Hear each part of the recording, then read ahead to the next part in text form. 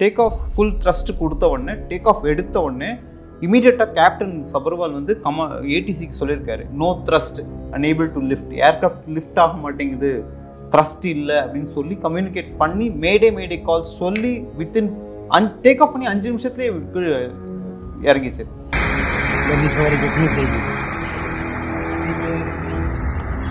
ஒரு பில்டிங்கோட first floor உள்ள அடிச்சு அடுத்த பக்கம் வெளியில வந்து ஃபுல்லா வெடிச்சு ஏர்க்ராஃப்ட்.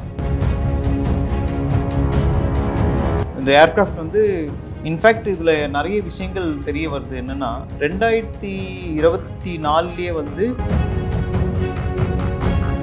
58,000 லிட்டர் ஃபியூல் இருந்திருக்கு. அதில் இப்போது லண்டன் போகிறதுக்கு லண்டனுக்கு கிட்டத்தட்ட ஒரு 8.5 மணி நேரம் ஆகும். எக்ஸ்பைரியான எக்யூப்மெண்ட்ஸ் வச்சு நீங்கள் ஏர்க்ராஃப்டை ஓட்டிட்டு இருக்கீங்கன்ற ஒரு ஷோகாஸ் நோட்டீஸ் கொடுத்துருக்காங்க. யாருக்கு?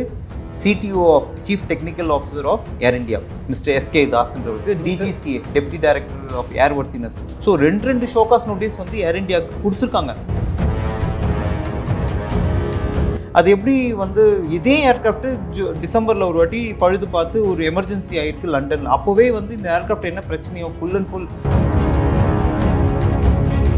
ஏர் இந்தியா வந்து டாடா குரூப் வந்து சேஃப்டிக்கு பேர் போனது. சேஃப்டி நல்ல எல்லாம் ஃபர்ஸ்ட் ப்ரிஃபரன்ஸ் சேஃப்டி. எப்படி வந்து இவ்வளோ ஒரு லேப்ஸை பண்ணாங்க? இல்லை அதே நேரத்தில் வந்து இல்லை வேற எதுவும் அசம்பாவிதம் திட்டமிட்டே சதிங்கிற மாதிரிலாம் ஒரு இன்வெஸ்டிகேஷன் பண்ணும்போது தான் நம்மளுக்கு இன்னும் ஒரு நிறைய டீட்டெயில்ஸ் சொல்லணும். இதில் வந்து எனக்கு தெரிஞ்ச வரைக்கும் நான் வந்து நெகட்டிவாக சொல்லணுன்றதுக்காக சொல்லலை. அது அடித்த இம்பேக்டில் எனக்கு தெரிஞ்சு சர்வைவர்ஸ் இருக்கிறது ரொம்ப கஷ்டம். கெமிக்கல் ஹேர் டைக்கு பை சொல்லிட்டு நேச்சுரல் ஹேர் டைக்கு ஹை சொல்லுங்க. அமோனியா சல்ஃபேட் பிபிடி இல்லாமல் தயாரிக்கப்பட்ட ஜிகே நேச்சுரல்ஸோட natural black hair dye. Civil engineering, B Tech மற்றும் எம்டெக் அட்மிஷன் நடைபெறுகிறது. குறைவான கட்டணம், தரமான கல்வி, 100% வேலை வாய்ப்பு உறுதி. உடனே அணுகவும் doctor MGR educational and research institute, Maduravoyal.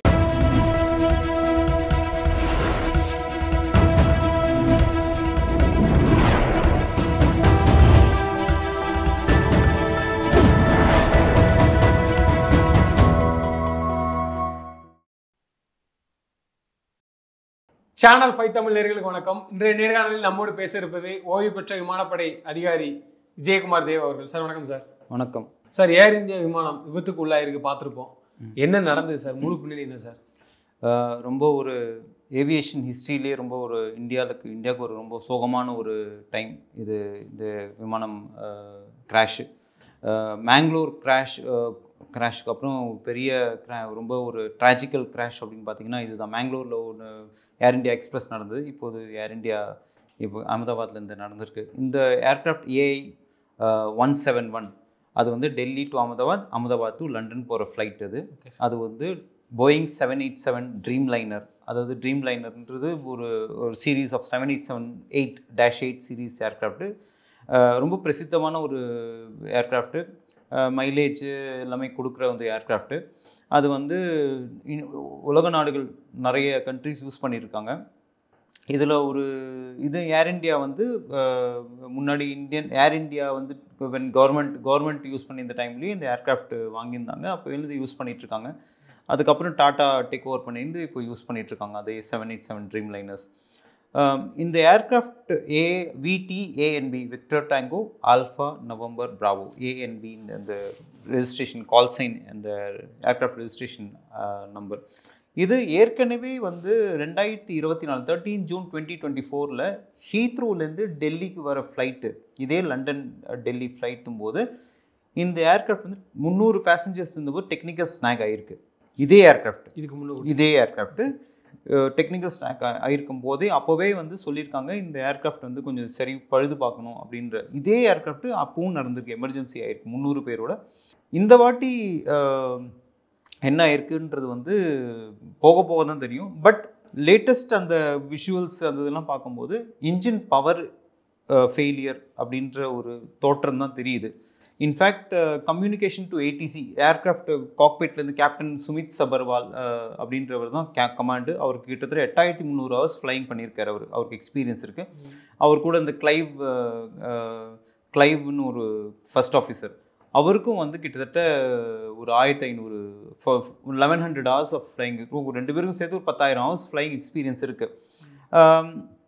அது கூட வந்து ஒரு 10 crew members, cabin crew members, 169 Indians, 59 Britishers, 7 Portuguese, இத்தனை பேர் இருந்திருக்காங்க. கிட்டத்தட்ட 230. ஆமாம், 230 பேர் பேசஞ்சர்ஸு, 10 க்ரூ, 2 பைலட்டு. ஸோ 242 பேர் கொண்ட இந்த ஏர்க்ராஃப்ட் வந்து கரெக்டாக 1:39க்கு அகமதாபாத்லேருந்து டுவர்ட்ஸ் லண்டன் கேட்விக் ஏர்போர்ட்டுக்கு டேக் ஆஃப் எடுக்க வேண்டியது.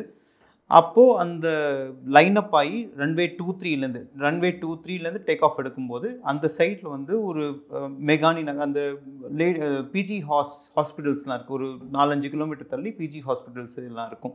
அந்த டுவர்ட்ஸ் அந்த சைடில் டேக் ஆஃப் ஆகிருக்கு. டேக் ஆஃப் ஆகிருக்கும்போதே வந்து த்ரஸ்ட்டு கொடுக்குறோம், ஃபுல் பவர் கொடுப்பாங்க. ஃபுல் பவர் கொடுத்துட்டு V1 அப்படின்னு ஒரு ஏர்க்ராஃப்டில் வந்து சொல்லும். V1 அப்படின்னா இந்த அது aircraft has reach the ultimate stage to take off. ஏர்க்ராஃப்டில் காக்பிட்டில் ஒரு கால்ஸ் எப்போவுமே வந்து ஃபீட் பண்ணிவிடுவாங்க. இவ்வளோ பேசஞ்சர்ஸ் இருக்காங்க, இவ்வளோ லோடு, இவ்வளோ கார்கோ எல்லாமே இருக்குது, இவ்வளோ வெயிட் ஏர்க்ராஃப்ட் எல்லாமே கம்ப்யூட்டரில் ஃபீட் பண்ணி. ஏன்னா எல்லாமே லேட்டஸ்ட் ஜென்ரேஷன் ஏர்க்ராஃப்ட். இதெல்லாம் போயிங் 787 ட்ரீம் லைனர்ஸ்லாம் வந்து கம்ப்யூட்டரைஸ்ட், எல்லாமே லேட்டஸ்ட் ஜென்ரேஷன் ஏர்க்ராஃப்ட்ஸு, எல்லாமே ஆட்டோமேட்டிக், எல்லாம் டெக்னிக்கலி நல்ல சவுண்டான ஒரு ஏர்க்ராஃப்ட்டு. ஸோ அதுக்கு ஃபீட் பண்ணோன்னா அதுவே சொல்லணும், இந்த ஸ்பீட் வந்தோன்னே அது டேக் ஆஃப்க்கு த்ரஸ்ட்டுக்கு இருக்கும், இந்த ஸ்பீடு கொடுக்கணும், இவ்வளோ ஃபியூவல், 58,000 லிட்டர் ஃபியூவல் இருந்திருக்கு அதில். இப்போது லண்டன் போகிறதுக்கு, லண்டனுக்கு கிட்டத்தட்ட ஒரு 8-8.5 மணி நேரம் ஆகும். எப்படி ஃபியூவல் பிளான் பண்ணுவாங்க அப்படின்னா, ஃபியூவல் வந்து ஒரு டெஸ்டினேஷன், இப்போ அகமதாபாத்லேருந்து லண்டன் என்ன டிஸ்டன்ஸு, அங்கேருந்து இன்கேஸ் நான் அந்த ஏர்போர்ட்டுக்கு இப்போது ரீச் ஆகும்போது இறங்க முடியல, ஏதாவது ப்ராப்ளம் வந்துச்சுன்னா அங்கேருந்து நியரஸ்ட் ஏர்போர்ட் போகிறதுக்கு வேண்டிய என்ன டிஸ்டன்ஸோ அதுக்கு ப்ளஸ் 5% எக்ஸ்ட்ரா, 15% எக்ஸ்ட்ரா ஃபியூவல் எடுத்துப்பாங்க. ப்ளஸ் டேக் ஆஃபுக்கு இதுக்கெல்லாம் ஒர்க் அவுட் பண்ணிட்டு கிட்டத்தட்ட இப்போது ஒரு இவ்வளோ எக்ஸ் ஒரு 10,000 லிட்டர் வேணும் அப்படின்னா, இப்போது இங்கேருந்து அங்கே போகிறதுக்கு 10,000 லிட்டர் வேணும் அப்படின்னா எக்ஸ்ட்ராவாக ஒரு 2,500-3,000 லிட்டர் எக்ஸ்ட்ரா எடுத்துப்பாங்க. ஏன்னா ஒரு 30%, ஏன்னா அங்கேருந்து அடுத்து ஏர்போர்ட் போகிறதுக்கு டாக்ஸி டேக் ஆஃப் எல்லாத்துக்கும் இருக்கணுன்றதுனால எக்ஸ்ட்ராவாக ஒரு 30% வச்சுருப்பாங்க ஃபியூவல் எப்போவுமே. வெடித்தது காரணம் இந்த ஃபியூல் தான் இல்லை. இப்போது அது எப்படின்னா 58,000 லிட்டர் ஃபியூல் இருக்குது. இப்போ டேக் ஆஃப் எடுக்கும்போது டேக் ஆஃப் ஃபுல் த்ரஸ்ட் கொடுத்த உடனே, டேக் ஆஃப் எடுத்த உடனே இமீடியட்டாக கேப்டன் சபர்வால் வந்து ஏடிசிக்கு சொல்லியிருக்காரு, no thrust, unable to lift, aircraft lift ஆக மாட்டேங்குது, த்ரஸ்ட் இல்லை அப்படின்னு சொல்லி கம்யூனிகேட் பண்ணி மேடே கால் சொல்லி வித்தின் டேக் ஆஃப் பண்ணி 5 நிமிஷத்துலேயே இறங்கிச்சு. கிட்டத்தட்ட 825 ஃபீட் ஃப்ளை ஆகி மேலே போயிருக்கு. அதுக்கப்புறம் அதனால் வந்து லிஃப்ட் பண்ண முடியல, ஏதோ சம் டெக்னிக்கல் இஷ்யூ இருக்கும், ஹைட்ராலிக் இஷ்யூஸ் மெயினாக இருக்குது. ஏன்னா ஏர்க்ராஃப்ட் டேக் ஆஃப் பண்ணிட்டு லைட்டாக டேர்ன் பண்ணலாம் அப்படின்றத கூட ஒன்றும் பண்ண முடியாது. ஏன்னா ஹைட் வந்து 825 ஃபீட் தான். 825 ஃபீட்டு போய் அப்படியே வந்து 58,000 litre belly, side wings, outer, inner, outer. பெல்லியில் ஃபியூல் இருக்கும், அவுட்டரு சாரி இது இன்னரு, அதுக்கப்புறம் அவுட்டர் விங்கில் இருக்கிற இந்த அவுட்டர் விங்ஸில் கொஞ்சம் ஃபியூல் இருக்கும், இன்னர் விங்ஸ் கிட்ட அந்த விங்கோட ஜாயிண்ட் கிட்ட இருக்கும், பெல்லியில் கொஞ்சம் ஃபியூல், அந்த மூணு கம்பார்ட்மெண்ட்ஸ் இருக்கும் ஃபியூலோட. ஸோ பெல்லியில் ஃபியூல் இருக்கும்போது வந்து ஒரு அந்த டிஜிசி அந்த இவங்க பிஜி மென்ஸ் ஹாஸ்டல் ஒன்று இருக்குது அங்கே, மெடிக்கல் காலேஜ் ஹாஸ்டல், மெஸ்ஸும் ஹாஸ்டல் 2 பில்டிங்கில் போய் ஒரு பில்டிங்கோட ஃபஸ்ட் ஃப்ளோர் உள்ளே அடித்து அடுத்த பக்கம் வெளியில் வந்து ஃபுல்லாக வெடிச்சு ஏர்க்ராஃப்ட். ஸோ அந்த ஃபியூலோட 58,000 லிட்டர் ஃபியூல் வச்சு வெடிச்சிருக்கு அப்படின்னா இமேஜின் பண்ணி பாருங்கள் எப்படி இருக்கும். ஏன்னா அந்த ஹாஸ்டலில் நிறைய டாக்டர்ஸ், ட்ரைனிங் டாக்டர்ஸ்லாம் வந்து சாப்பிட்டுட்டு இருந்தாங்க. கொஞ்சம் வேணும் லஞ்ச் டைம், 1:30 மணிக்கு லஞ்ச் டைம், அது 1:40க்கு டேக் ஆஃப் ஆயிருக்குன்னா அங்கே உயிர் பாதிப்புங்கிறது வந்து அங்கேயும் தரையில் இருக்கிறவங்களும் சேர்ந்துருக்காங்க, ஃப்ளைட்டில் இருக்கிறவங்களும் இறந்துருக்கிறதுக்கு வாய்ப்பு அதிகமாக இருக்குது. ஏன்னா ரொம்ப பெரிய சேதம் இது வந்து கிட்டத்தட்ட 242 பேரில் எத்தனை பேர் உயிரோடு இருக்காங்கன்றது தெரியாது. ஏன்னா அது போய் 825 அடியிலேருந்து ஃபுல் ஃபியூல் டேங்கோட போய் அடிச்சிருக்குன்றது வந்து ரொம்ப ஒரு துரதிர்ஷ்டமான ஒரு நியூஸ். அது மாதிரி இந்த மாதிரி உலகத்தில் நடந்திருக்கக்கூடாது, யாருக்குமே நடக்கக்கூடாது. இந்த மாதிரி ஒரு ரொம்ப ஒரு துக்ககரமான ஒரு செய்தி. அதில் உள்ள நிறைய பேர் வந்து 1.25 டைம் வந்து எல்லா டாக்டர்ஸ் நிறைய பேர் வந்திருக்காங்க. இன்னொரு இதில் ஒரு நல்ல விஷயம் என்னென்னா, இப்போ ஹாஸ்டல் வந்து இப்போ டாக்டர்ஸ் லீவு, ஹாலிடேஸ்ன்றதுனால கொஞ்சம் பேர் தப்பிச்சிருக்கலாம்ன்ற வாய்ப்பு இருக்குது. அப்படியுமே வந்து சேதம் அதிகமாக இருக்குது இந்த ஏர்க்ராஃப்ட் வந்து. இன்ஃபேக்ட் இதில் நிறைய விஷயங்கள் தெரிய வருது. என்னென்னா 2024 வந்து ஷோகாஸ் நோட்டீஸ் கொடுத்துருக்காங்க. கேம்பல் வில்சன்றது தான் சிஇஓ ஆஃப் விஸ்தாரா இருந்தார். அவர் தான் ஏர் இந்தியா டேக் ஓவர் பண்ணுறார். கேம்பல் வில்சன் அவருக்கு ஷோகாஸ் நோட்டீஸ் கொடுத்துருக்காங்க, மெயின்டெனன்ஸ்லாம் சரியில்லைன்னு. இப்போ ரீசெண்டாக 5ஆம் தேதி 5th ஜூனுக்கு வந்து ஒரு ஷோகாஸ் நோட்டீஸ் கொடுத்துருக்காங்க. என்னென்னா எமர்ஜென்சி எக்யூப்மெண்ட்ஸோட இதெல்லாம் எமர்ஜென்சி எக்யூப்மெண்ட்ஸு இதெல்லாம் சில எக்யூப்மெண்ட்ஸ்லாம் வந்து சர்வீசிங் மெயின்டெனன்ஸ் சர்வீஸ் சரியாக பண்ணலை, எக்ஸ்பைரி ஆன எக்யூப்மெண்ட்ஸ் வச்சு நீங்கள் ஏர்க்ராஃப்டை ஓட்டிகிட்ருக்கீங்கன்ற ஒரு ஷோகாஸ் நோட்டீஸ் கொடுத்துருக்காங்க. யாருக்கு? CTO of chief technical officer of Air India Mr SK தாஸ்ன்றவருக்கு. DGCA deputy director of airworthiness, டிஜிசியோட deputy director on behalf of DGCA வந்து டெப்டி டைரக்டர் ஆஃப் ஏர்வர்த்தினஸ் வந்து ஒரு ஷோகாஸ் நோட்டீஸ் கொடுத்துருக்காரு. அதாவது 2 ஷோகாஸ் நோட்டீஸ் கொடுத்துருக்காரு. ஒன்று வந்து AI-189 ஒரு ஏர்க்ராஃப்ட் வந்து எஃப்ஏ ஃபெடரல் அந்த கனடாவோட ஏவியேஷன் சேஃப்டி அவங்க வந்து ஏர்க்ராஃப்ட் சீட் பெல்ட்ஸ்லாம் வந்து சரியாக மெயின்டைன் ஆகலை, சரியாக வந்து எக்ஸ்பைரியான ஒரு இது வச்சுருக்கீங்க, அந்த சீட் பெல்ட்ஸோட அசம்பிளிஸ்லாம் சரியில்லை, அது மெயின்டெனன்ஸ் சரியாக பண்ணலன்றதுக்காக அவங்க வந்து டிஜிசிஏக்கு சொல்லி டிஜிசிஏ வந்து ஏர் இந்தியாவுக்கு இது கொண்டு கொடுத்துருக்காங்க. 2வது ஷோகாஸ் நோட்டீஸ் வந்து இந்த மெயின்டெனன்ஸ்லாம் சரியாக பண்ணல, கோஆர்டினேஷன் கம்யூனிகேஷன்லாம் சரியாக இருக்க மாட்டேங்குது உங்களோடது அப்படின்னு சொல்லி director general of airworthiness deputy director of airworthiness வந்து ஷோகாஸ் நோட்டீஸ் கொடுத்துருக்காங்க. ஸோ 2 ஷோகாஸ் நோட்டீஸ் வந்து ஏர் இந்தியாவுக்கு கொடுத்துருக்காங்க. அப்படியுமே நிறைய விஷயங்கள் வந்து மெயின்டெனன்ஸ்லாம் பார்த்துருக்கணும். அது எப்படி வந்து இதே ஏர்க்ராஃப்ட்டு டிசம்பரில் ஒரு வாட்டி பழுது பார்த்து ஒரு எமர்ஜென்சி ஆகிருக்கு லண்டனில். அப்போவே வந்து இந்த ஏர்க்ராஃப்ட் என்ன பிரச்சனையோ ஃபுல் அண்ட் ஃபுல் சர்வீசிங், அதாவது சர்வீசிங்லேயே ஏபிசின்னு இது இருக்குது. சி சர்வீசிங்கிறது வந்து ஃபுல்லாக அக்குவேர் ஆணி வரை பிரித்து எல்லாத்தையும் இது பண்ணி மெயினாக அது திருப்பி அசம்பிள் பண்ணுறது தான் ஒரு மெயின் இந்த சர்வீசிங். அந்த மாதிரி ஒரு 3-4 months ஆகும் அந்த மாதிரி சர்வீசிங். அந்த மாதிரி அக்குவேர் ஆணி வரை பிரித்து சர்வீசிங் பண்ணியிருக்கணுமா, என்ன இதுன்றது பார்த்துருக்கணும்.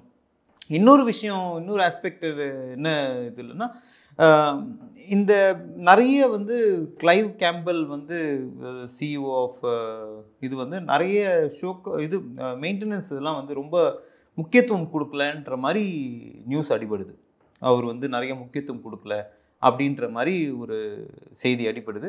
அது எவ்வளோ தூரம் உண்மை அப்படின்னு ஏர் இந்தியாவோட சிஇஓ இதுக்கு வந்து, ஏன்னா இது வந்து ஒரு கிரிமினல் ஒரு நெக்லிஜென்ஸ். ஏன்னா இது உயிர் சம்மந்தப்பட்டது. ஏர்க்ராஃப்ட்ன்றது ஒருத்தர் ஒரு மெயின்டெனன்ஸ் சரியாக பண்ணாதனால நீங்கள் வந்து நம்ம பக்கம் இருக்கக்கூடாது. ஆமாம், நிறுவனம் பக்கம் இருக்கக்கூடாது. நிறுவனம் பக்கம் இருக்கு. ஏன்னா மெயின்டெனன்ஸ் பண்ணாத ஏர்க்ராஃப்ட் நீங்கள் வச்சு எப்படி இது பண்ண, அது வந்து கவர்மெண்ட் மேலேயும் பாதிக்கும் இல்லையா?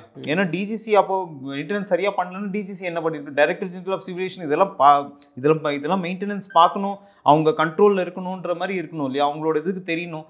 அப்போ ஏன் வந்து சரி அவங்க மேலேயும் பாதிப்பு வரும். ஸோ அவங்க வந்து ஷோகாஸ் நோட்டீஸ் கொடுத்துருக்கும் போது அதுக்கு பதிலும் கொடுக்கல, இன்னும் இன்ஃபேக்ட் பதில் கொடுக்கல. அதுக்குள்ளேயும் இந்த ஒரு சம்பவம் நடந்திருக்கு. அந்த விமானத்தில் பயணம் செஞ்சவரை யாரோ ஒருத்தர் முன்னெச்சரிக்கையாக சொல்லி இதில் வந்து என்னன்னா, டெல்லியிலேருந்து இப்போ லேட்டஸ்ட் இது வந்திருக்கிறதுனா டெல்லியிலேருந்து அகமதாபாத் வந்திருக்காரு. அதில் ஒரு ஒன் ஆஃப் த பேசஞ்சர்ஸ் வந்து இந்த ஏர்க்ராஃப்ட் வந்து ரொம்ப அன்யூஷுவலாக இருக்குது, சவுண்டெல்லாம் வந்துட்டுருக்கு அப்படின்ற மாதிரி ஒரு ட்வீட் பண்ணியிருக்காரு. அது வந்து ஒரு one of the India's leading news சேனல்ஸில் கூட இது பண்ணியிருக்காங்க, டிஸ்க்ளோஸ் பண்ணியிருக்காங்க. அது மாதிரி one of the leading news சேனல்ஸில் சொல்லியிருக்காங்க. இந்த மாதிரி அந்த மாதிரி ஒருத்தர் வந்து 2 மணி நேரம் முன்னாடி ட்வீட் பண்ணியிருக்காரு, இது மாதிரி இந்த ஏர்க்ராஃப்டில் அன்யூஷுவல் சவுண்டெலாம் வந்து. அந்த இது இன்னும் வெரிஃபை பண்ணிகிட்ருக்காங்க அந்த ட்வீட்டை. அது எவ்வளோ தூரம் உண்மைன்றது கண்டிப்பாக அது வெளியே வந்தால் தெரிய வரும். ஏன்னா அந்த மாதிரி ஒரு இன்சிடென்ட் நடந்ததுன்னா கண்டிப்பாக அது ரொம்ப ஒரு சீரியஸான ஒரு விஷயம், which has to be taken into account. இந்த விமானத்தோட கருப்பு பெட்டிங்கிறது வந்து இப்போ பார்த்து ரிசீவ் பண்ணால் தெரியும். ஆமாம், விமானத்தோட கருப்பு பெட்டி அது எடுப்பாங்க அதெல்லாம். ஆனால் அதில் கம்யூனிகேஷன் அவ்வளோவா இல்லையே. அது 3 மேடே கால் சொல்லியிருக்காரு கேப்டன் சபர்வால்னு சொல்லியிருக்காங்க. Plus no thrift, aircraft unable to lift அப்படின்னு சொல்லி கன்ஃபார்ம் பண்ணியிருக்காங்க. அதுக்கப்புறம் அவங்க அடுத்த கம்யூனிகேட் பண்ணுறதுக்குள்ளேயே பிளேன் கிராஷ் ஆகிடுச்சு. நீங்கள் டேக் ஆஃப் ஆகி ஒரு 5 நிமிஷம் தான் சார், 825 ஃபீட் ஃபஸ்ட்டு கொஞ்சம் போயிருக்கு. அதுக்கப்புறம் லிஃப்ட் பண்ண முடியல ஏர்க்ராஃப்டால். இதில் என்ன ஹைட்ராலிக் ஃபெயிலியராக இருக்கலாம், இதில் வந்து டெக்னிக்கல் கிளிச்சஸ் நிறையா இருக்கலாம். ஏன்னா த்ரஸ்ட்டு வந்து ரொம்ப இம்பார்ட்டன்ட் ஃபேக்டர் ப்ளே பண்ணுது ஏர்க்ராஃப்ட் ஒரு லிஃப்ட்டுக்கு. அது இந்த ஃபுல் லிஃப்ட்டு அந்த ஃபுல் வெயிட்டோட இது பண்ணும்போது அதுக்கு ஃபுல் லிஃப்ட் கிடைக்கலன்னு வச்சுக்கோங்களேன், ஏர்க்ராஃப்ட் வந்து கிராஷ் தான் ஆகும். இல்லை, அதே நேரத்தில் வந்து இதில் வேறு எதுவும் அசம்பாவிதம் திட்டமிட்டே சதிங்கிற மாதிரிலாம் ஒரு அந்த சந்தேகம் இருக்குல்ல? இல்லை, இப்போது நம்ம எதுவும் சொல்ல முடியாது. எதுவுமே வந்து அன்லெஸ் அன்டில் நம்ம ஃபஸ்ட்டு என்னென்னு இப்போது கிட்டத்தட்ட இல்லை, இப்போது ஆராய்வு இப்போ ஸ்டார்ட் பண்ணுவாங்க, இன்வெஸ்டிகேஷனை ரிவீல் கண்டுபிடிக்க அப்புறம் தான் we have to find out what exactly has gone ராங்ன்றது கண்டுபிடிக்கணும். போயிங் நிறுவனமே வந்து நாங்கள் இதெல்லாம் நோட் பண்ணியிருக்கோம், நாங்கள் இன்னும் ரிப்போர்ட்ஸ் கலெக்ட் பண்ணிட்டுருக்கோம் இந்த ஏர்க்ராஃப்டை பற்றி அப்படின்னு சொல்லியிருக்காங்க. இதோட முக்கிய இது என்னன்னா 2013 ஒரு வாட்டி FAA federal aviation authority of US இருக்கு இல்லையா, FAA ஏவியேஷனோட அத்தாரிட்டி, அவங்க 2013 போயிங் 787 ட்ரீம் லைனர்ஸ் ஒரு வாட்டி ஃபுல்லாக கிரவுண்ட் பண்ணிட்டாங்க. ஒரு வாட்டி எப்படி நம்ம வந்து A320 கிரவுண்ட் பண்ணாங்க, ஒரு போயிங் 737 மேக்ஸ் கூட ஒரு வாட்டி கிரவுண்ட் பண்ணாங்க எத்தியோப்பியாவில். அப்புறம் இதில் லைனர் இந்தோனேஷியா எத்தியோப்பியாவில் வந்து இந்த 737 மேக்ஸ் வந்து கிராஷ் ஆன உடனே பேக் டு பேக் கிராஷ் ஆச்சு. ஒரு வித்தின் ஒன் வீக் 10 டேஸ்க்கு முன்னாடி லைனர்னு ஒரு பிளேன் வந்து இதில் இந்தோனேஷியாவில் கிராஷ் ஆச்சு. எத்தியோப்பியன் ஏர்லைன்ஸோட ஒன்று எத்தியோப்பியா கிட்ட கிராஷ் ஆனது. 787 மேக்ஸ் எல்லாத்தையுமே கிரவுண்ட் பண்ணாங்க. இந்தியாவில் எத்தனை ஸ்பைஸ் ஜெட்லாம் அதனால அடி வாங்கிச்சு. ஸ்பைஸ் ஜெட்டில் மேக்ஸ் 800 மேக்ஸிமம் வந்து ஸ்பைஸ் ஜெட்டில் போயிங் 737-800 தான். 737-800 ஃபுல்லாக வந்து மேக்ஸ் வந்து 737 மேக்ஸ்ன்னு சொல்லுவாங்க. 800 737 மேக்ஸ்ன்றது ஃபுல்லாக அக்ராஸ் த வேர்ல்டு பேன் பண்ணிட்டாங்க அந்த ஏர்க்ராஃப்ட் ஃப்ளை பண்ணக்கூடாதுன்னு. அதுக்கப்புறம் ரொம்ப நாள் கழிச்சு அதுக்கப்புறம் கேட்டு அது திருப்பி அதை ஃப்ளைட் ஏர்வர்த்தினஸ் கொண்டு வந்து. இந்த விமானமும் முழுக்க போயிங் நிறுவனத்தோட தான். இது போயிங் நிறுவனம், போயிங் 787 ட்ரீம் லைனர். இதோட ரேஞ்ச் வந்து கிட்டத்தட்ட ஒரு 11,500 கிலோமீட்டர் ஃப்ளை பண்ண முடியும். கிட்டத்தட்ட ஒரு 300 பேசஞ்சர்ஸ் எடுத்து கேன் ஃப்ளை, 300 பேர் ஃப்ளை பண்ண முடியும். Long distance flying, fuel efficient. ஏர்க்ராஃப்ட்லாம் நல்ல ஏர்க்ராஃப்ட் தான். But maintenance is very important. எந்த ஒரு வண்டியுமே எந்த ஒரு ஏர்க்ராஃப்ட்டுமே வந்து மெயின்டெனன்ஸ் பண்ணலைன்னா அது வந்து it has a lot of impact on this thing. வேற எந்த அசம்பாவிதத்துக்கும் இதுக்கு இடம் இல்லை. அசம்பாவிதம்னு பார்த்தீங்கன்னா இப்போ வந்து எந்த ஒரு ஏர்க்ராஃப்ட்டுமே அசம்பாவிதத்துக்கு வழிவகுத்து வந்து மெயின்டெனன்ஸ் இல்லாமை தான். மெயின்டெனன்ஸ் டைமுக்கு பண்ணியிருந்துருக்கணும். இவங்க அதான் சொல்கிறேன், ஷோகாஸ் நோட்டீஸ் கொடுத்துருக்காங்க. அந்த ஷோகாஸ் நோட்டீஸ்க்கு பதில் கூட கொடுக்கல இன்னும் ஏர் இண்டியா. அதுதான் இப்போது மெயினாக எங்களுக்கு இப்போ கேள்வி எழுக்குவதுன்னா, இந்த ஏர்க்ராஃப்ட் வந்து 2024 13 ஜூன் அன்னைக்கு இதே ஏர்க்ராஃப்ட்டு VTANB ஹீத்ரோ ஏர்போர்ட்லேருந்து டெல்லிக்கு வர வேண்டிய ஏர்க்ராஃப்ட் எமர்ஜென்சினால் தான் வந்து இதே பழுது எமர்ஜென்சி அப்போது சொல்லியிருக்காங்க, இதெல்லாம் நாங்கள் சரி பண்ணிவிட்டோம், நீங்கள் கவலைப்படாதீங்க. அப்போவே கிராஷ் ஆகிருக்க வேண்டியது. அப்போது ஒரு எமர்ஜென்சியில் வந்து பிரேக் அடித்து அவங்க டேக் ஆஃப் பண்ணும்போது பிரேக் அடித்து திருப்பி வந்து பார்த்தா இது டெக்னிக்கல் ஸ்னாக்கு. கிட்டத்தட்ட ஒரு 8 to 9 hours அந்த ஏர்க்ராஃப்டை வச்சு அதுக்கப்புறம் வேறு ஏர்க்ராஃப்ட் மாற்றி அமுச்சு விட்டாங்க. அந்த ஏர்க்ராஃப்ட் அப்போயே இதுவாச்சு. அதுக்கப்புறம் ஃபுல் மெயின்டெனன்ஸ் போச்சா போகலையான்றது இனிமேல் தான் எல்லாத்தையும் பார்ப்பாங்க. பட் இதுக்கு நடுவில் இப்போ 2 சொன்னேன் இல்லையா, இப்போ 2 ஷோகாஸ் நோட்டீஸ்க்கு கொடுத்துருக்காங்க. ஏர்வர்த்தினஸ் டெப்டி டைரக்டர் ஆஃப் ஏர்வர்த்தினஸ் ஏர் இண்டியாவுக்கு வந்து சரியாக மெயின்டெனன்ஸ் பண்ணல, சீட் பெல்ட் அசம்பிளிலாம் வந்து சரியாக மெயின்டெனன்ஸ் பண்ணல, எக்ஸ்பைரியான எமர்ஜென்சி எக்யூப்மெண்ட்ஸ்லாம் வச்சுட்ருக்கீங்க அப்படின்ற பாயிண்ட்ஸ்லாம் ரைஸ் பண்ணி கோஆர்டினேஷன் கம்யூனிகேஷன்லாம் இல்லை அப்படின்ற பாயிண்ட்லாம் ரைஸ் பண்ணதுனால என்ன வருதுன்னா, ஏர் இண்டியா வந்து டாடா குரூப் வந்து சேஃப்டிக்கு பேர் போனது. சேஃப்டி நல்ல எல்லாம் ஃபஸ்ட்டு ப்ரிஃபரன்ஸ் சேஃப்டிக்கு. எப்படி வந்து இவ்வளோ ஒரு லேப்ஸை பண்ணாங்க, எப்படி என்ன காரணமாக இருக்கும் அப்படின்றது இப்போ ஒரு கேள்விக்குறியாக வந்திருக்கு. அண்ட் மோரோவர் டாட்டா வந்து எப்படின்னா விஸ்தாராலாம் நல்லா பண்ணியிருக்காங்க. Air Asia, Tata Air Asia, Singapore ஏர்லைன்ஸோட ஏர் ஏஷியா இதெல்லாம் ஓட்டிகிட்ருக்காங்க. விஸ்தாராலாம் நல்லா ஓடுது. ஏர் இண்டியாவை டேக் ஓவர் பண்ண அப்புறம் எல்லாமே நல்லா தானே பண்ணியிருக்காங்க. எந்த இடத்துல வந்து இது இப்போது இன்வெஸ்டிகேஷன் பண்ணும்போது தான் நம்மளுக்கு இன்னும் ஒரு நிறைய டீட்டெயில்ஸ் சொல்லணும். இதில் வந்து ஏதாவது ஒரு டெரரிஸ்ட் ஆங்கிள் இருந்திருக்கா, இல்லை இதில் வந்து ஏதாவது சதி திட்டங்கள் ஏதாவது நடந்திருக்கா, இல்லை வந்து இது டெக்னிக்கல் ஃபெயிலியரா, இல்லை இது வந்து என்ன பிரச்சனைகள் அப்படின்றது வந்து நம்ம இன்வெஸ்டிகேஷன் பண்ண வரும். பட் இப்போதைக்கு தெரிஞ்ச வரைக்கும் எனக்கு அஃபிஷியல் சோர்ஸஸ் படி மோர் தேன் 100 people வந்து இறந்துருக்காங்க. கிரவுண்டில் அந்த மெஸ்ஸில் நிறைய பேர் இந்த ஹாஸ்டலில் பிஜி ஹாஸ்டலில் டாக்டர்ஸ் இருக்கிற அந்த பிஜி ஹாஸ்டல்லே ஒரு 40-50 பேர் சாப்பிட்டுட்டு இருக்கவங்க வந்து அவங்க உள்ளே இறந்துருக்காங்கன்ற மாதிரி கேள்விப்படுறேன். இப்போது that is the latest message which we are hearing. Prime minister, president, vice president எல்லாருமே வந்து வருத்தங்கள் தெரிவிச்சிருக்காங்க, அனுதாபங்கள் தெரிவிச்சிருக்காங்க எல்லாம். இந்த இது even Keir Starmer UK president அவரும் இது பண்ணியிருக்காரு, அனுதாபங்கள் தெரிவிச்சிருக்காரு. ஏன்னா 59 பிரிட்டிஷர்ஸ் இருந்திருக்காங்க அந்த பிளேனில். இதில் ஒரு ஃபேக்ட் என்னென்னா, பூமி சௌஹான்னு ஒரு லேடி வந்து 10 நிமிஷம் முன்னாடி லேட்டாக வந்துட்டாங்களாம் அந்த ஏர்க்ராஃப்ட்டுக்கு. அந்த ஏர்க்ராஃப்ட் செக்இன் டைமுக்கு 10 நிமிஷம் லேட்டாக வந்துட்டாங்க. 10 நிமிஷம் லேட்டாக வந்துட்டாங்கன்னா அவங்க அந்த ஏர்க்ராஃப்ட்டை வந்து நீங்கள் போர்ட் பண்ண முடியாதுன்னு எடுத்துட்டாங்க. அவங்க வந்து இன்டர்வியூ கொடுத்துருக்காங்க, லீடிங் ரிப்பப்ளிக் டிவிக்கு இன்டர்வியூ. இப்போ தான் 10 ஒரு அரை மணி நேரம் முன்னாடி இன்டர்வியூ கொடுத்துருக்காங்க. இது மாதிரி நான் 10 நிமிஷம் லேட்டாக வந்துட்டு ஆன்போர்ட் பண்ணாம விட்டாங்க, எனக்கு கடவுள் தான் காப்பாற்றேன், ஒருவேளை நான் இந்த ஏர்கிராஃப்ட் நான் சாகக்கூடாதுன்னு எனக்கு முன்னாள் இருந்துருக்கு. முதலமைச்சர் கூட அதுல உள்ள இருக்கு. முன்னாள் முதலமைச்சர் விஜய் ரூபானின்னு குஜராத் முதலமைச்சர் வந்து அந்த ஏர்கிராஃப்டில் பேசஞ்சர் நம்பர் 12 செக்இன் பண்ணியிருக்கிறதா நியூஸ் வந்திருக்கு. அதை பற்றி இன்னும் தகவல்கள் வரல அவங்களது இது பண்ணுறது. ஆனால் எனக்கு தெரிஞ்ச வரைக்கும் நான் வந்து நெகட்டிவாக சொல்லணுன்றதுக்காக சொல்லலை, அது அடித்த இம்பேக்டில் எனக்கு தெரிஞ்சு சர்வைவர்ஸ் இருக்கிறது ரொம்ப கஷ்டம். ரொம்ப ரொம்ப சந்தோஷம் சர்வைவர்ஸ் இருந்தாங்கன்னா. பட் ஏன்னா அதோட இம்பேக்ட் வந்து கிட்டத்தட்ட இப்போ தான் ஒரு 1/2 hour முன்னாடி, இப்போ நம்ம பேசிட்டு இருக்கோம் 4 மணிக்கு, ஒரு 1/2 hour 40 minutes முன்னாடி தான் வந்து ஃபயரை ஃபுல்லாக ஸ்டாப் பண்ணியிருக்கேன் அப்படின்னு. அப்போ 2 மணி நேரம் ஃபயர் வந்து எரிஞ்சிருக்குன்னா பார்த்துக்கோங்க, அவ்வளோ ஃபியூல் இருந்திருக்கு அந்த ஏர்கிராஃப்டில். 2-2.5 மணி நேரம் ஃபயர் எரிஞ்சிருக்கு. அப்போ நம்ம டிவியில் பார்க்குறதுலாம் வந்து பாடியெலாம் கிளியர் பண்ணி, அதாவது பாடிங்கிறத விட அந்த அதில் பாதிக்கப்பட்டவங்களாம் அந்த ஸ்ட்ரக்சரில் வச்சு தூக்கிட்டு போகிறதா, அப்போ அந்த ஹாஸ்டலில் உள்ளவங்களை தான் எடுத்துகிட்டு போயிருக்காங்க. அப்படி கிடையாது, ஏர்கிராஃப்டே விழுந்திருக்கே. இல்லை நீங்கள் சொன்ன மாதிரி 2 மணி நேரம் ஃபயர் ஆகிருக்கிட்டே போக முடியல, ஃபயர் ஆஃப் பண்ணதுக்கப்புறம் இருக்காங்க. நம்ம எடுத்துகிட்டு போயிட்டு இருக்காங்க. அது விஷுவலாக பார்க்குறதுல வந்து ஸ்ட்ரக்சரில் இருக்கிறாங்க, நல்லா தான் இருந்தாங்க. அவங்க வந்து அந்த பில்டிங்கில் மாட்டினவங்களா இருக்கும். அதுதான் 2 பில்டிங் நீங்கள் தூரத்தில் பார்த்தீங்கன்னா, ஒரு ஹாஸ்டலு மெஸ்ஸு, இந்த பக்கம் இன்னொரு ஹாஸ்டல், 2 பில்டிங்கும் சேர்த்து கருப்பாயிடுச்சு அப்படியே இருந்தது. ஏன்னா செவுத்தை உடச்சி இன்னொரு ஒரு பின் போர்ஷன், அந்த tail portion of the aircraft வந்து செவுத்துக்குள்ளே அப்படி மாட்டிட்டு நிற்கிது பாருங்க. ஏன்னா அவரால் வந்து டேக் ஆஃப் எடுத்துகிட்டு அவர் இன்கேஸ் லேண்டில் திருப்பணும்னா கூட அந்த ஹைட்ராலிக்ஸ் ஒர்க் பண்ணல, அதனால தான் ஒருவேளை திருப்ப முடியாமல் இருந்திருக்குமோ அப்படின்னு. லிஃப்ட் கிடைக்கல, உடனே திருப்பவும் முடியல அப்படின்ற மாதிரி. அதனால ஒருவேளை ஹி மஸ்ட் ஹவ் ட்ரைட், ஒருவேளை captain must have tried to தப்பிக்கிறது. எனக்கு தெரிஞ்சு பில்டிங் உடச்சின்னு உள்ளே போயிருக்குன்னா யோசிச்சு பாருங்க, ஒரு கான்க்ரீட்டை உடச்சிட்டு போதுன்னா என்ன இம்பேக்ட் இருக்கும் உள்ள. அந்த ஏர்கிராஃப்ட்டு ஒரு கான்க்ரீட்டை உடச்சி, ஃபர்ஸ்ட் ஃப்ளோரில் கான்க்ரீட்டை உடச்சி அடுத்த கான்க்ரீட்டை வெளியில் வந்திருக்கு அப்படின்னா எந்த ஒரு இம்பேக்ட் தான் அது உள்ளே நீங்கள் சர்வைவர்ஸ் இருப்பான்னு யோசிக்கிறீங்க?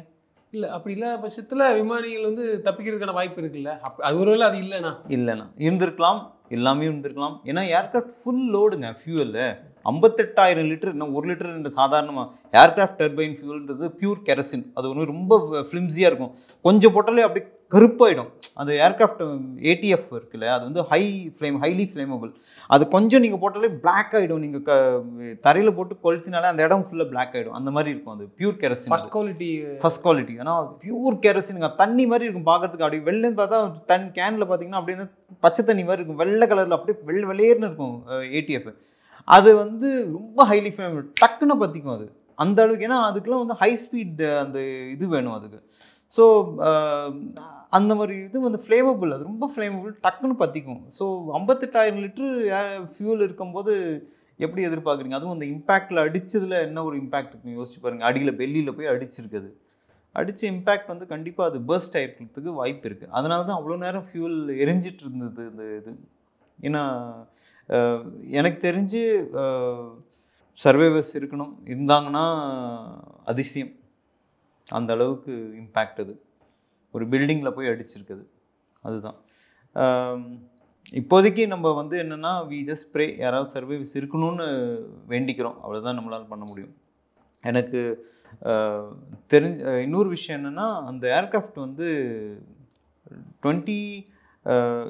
இதே மாதிரி இந்த கட்டார் ஏர்வேஸ் சொன்னேன்னான்னு தெரியல. கட்டார் ஏர்வேஸ் வந்து இதே 787 ஒரு வாட்டி வந்து ஃப்ளை பண்ணிகிட்டு இருக்கும்போது, இப்போ ரீசெண்டாக ஒரு 4-5 months முன்னாடி கட்டார் ஏர்வேஸ் வந்து திடீர்னு 787 ட்ரீம் லைனர் தான் 8000 அடியிலேருந்து திடீர்னு 3000 அடிக்கு வந்துச்சு.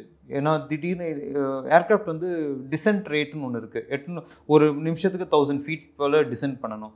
அப்போ தான் வந்து ஸ்மூத் டிசென்ட்னு வாங்க. அது கிட்டத்தட்ட இப்போ ஏர்க்ராஃப்ட் வந்து இப்போ 40,000 39,000 40,000 அடியில் இருக்கும்போது இங்கேருந்து ஏர்க்ராஃப்ட் நம்மளோட டெஸ்டினேஷன் வந்து இன்னொரு 40 நிமிஷத்தில் போய் சொன்னால் அப்போ அனௌன்ஸ் பண்ணுவாங்க, ஏர்க்ராஃப்ட் அனௌன்ஸ் பண்ணுவாங்க, captain we are starting our descent towards Chennai அப்படின்னு சொல்லுவாங்க. ஒரு 30-35 நிமிஷம் முன்னாடி. ஏன்னா அப்போ வந்து கரெக்டாக அவங்க வந்து அந்த 1000 feet per second அப்படியே மொல்லமாக அப்படி டிசென்ட் பண்ணிகிட்டே வரும்போது கரெக்டாக அந்த நம்ம ஏர்க்ராஃப்ட் லேண்டிங் பண்ணுற இடத்த கரெக்டாக அந்த டச் டவுனுக்கு கரெக்டாக இருக்கும். ஸோ 30-35 நிமிஷம் முன்னாடி டிசென்ட் ஆரம்பிப்பாங்க. சில இதில் வந்து 25 நிமிஷம், சில 30 நிமிஷம் 35 நிமிஷம், depends on the height of the aircraft, எந்த ஹைட்டில் பறக்குறாங்க அப்படின்றத வச்சு அவங்க டிசென்ட் ஆரம்பிப்பாங்க. ஸோ அப்படி இருக்கும்போது கட்டார் ஏர்வேஸ் ஒரு வாட்டி ஒரு 3-4 months முன்னாடி ஒரு கட்டார் ஏர்வேஸ் வந்து இதே 787 ட்ரீம் லைனர் வந்து 8500 3500 வித்தின் 2 மினிட்ஸில் வந்திருக்கு. அது 3500 3500 ஃபீட் பர் மினிட்ல அப்படி வந்து இப்படி வந்து இப்படி இறங்கியிருக்கு. அது கூட இன்வெஸ்டிகேட் பண்ணிட்டு இருந்தாங்க, அது என்ன பிரச்சனைன்றது அது இன்னும் அவுட்கம் தெரியல. பட் இந்த மாதிரி ஒரு இன்சிடென்ட் நடந்திருக்குன்றது சொல்ல வரேன். ஏன்னா 787 ட்ரீம்லைனர்ஸ் தோ safety very highly safe and sound aircraft, but இருந்தாலும் இந்த மாதிரி இன்சிடென்ட்ஸ்லாம் நடந்திருக்கு நம்மளுக்கு. இதுக்கு மேற்கொண்டு என்ன இன்வெஸ்டிகேஷன்ஸ்ன்றதை நம்ம வந்து மேற்கொண்டு போக தான் தெரியும். டிஜிசிஏ அப்புறம் போயிங் நிறுவனம் எல்லாம் வந்து இது இன்வெஸ்டிகேட் பண்ணிட்டு இன்னொரு 1-2 நாளில் நம்மளுக்கு ஒரு முக்கியமான தகவல்கள்லாம் வரத்துக்கு வாய்ப்பு இருக்குது. ஏன்னா என்னதுக்கு காரணம் என்ன, இது எத்தனை பேர் வந்து இதனால் இது சம்மந்தப்பட்டவங்க என்னெல்லாம் ஆயிருக்கு அப்படின்றது நம்ம இன்னொரு 1-2 நாளில் தெரிஞ்சுக்கலாம். பட் இப்போ வரைக்கும் இதுதான் நியூஸு. மேற்கொண்டு நம்ம ஒரு 2 நாள் கழிச்சு நம்ம பார்ப்போம். தொடர்ந்து தங்களது கருத்துக்களை பயன்படுத்தி நன்றி. Thank you very much.